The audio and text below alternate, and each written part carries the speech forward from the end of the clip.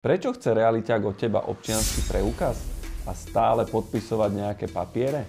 Nie, nechystá sa na dovolenku na tvoje meno. Robí len to, čo mu prikazuje zákon.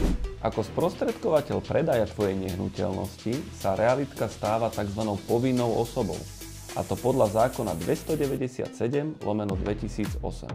Čo v praxi znamená, že ťa musí identifikovať, opísať údaje z občianskeho, overiť identifikáciu, posúdiť, či sedí fotka, prípadne podpis a zároveň uchovať záznam o tejto identifikácii.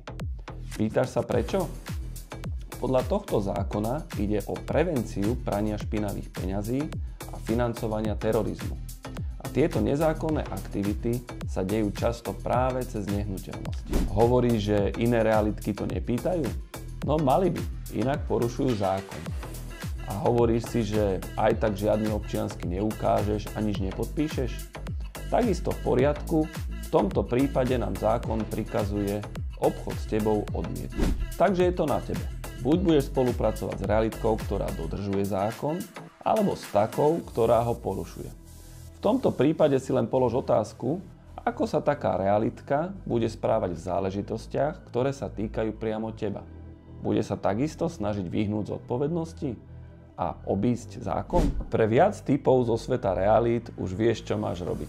Prepošli toto video tomu, o kom vieš, že by sa mu mohlo hodiť.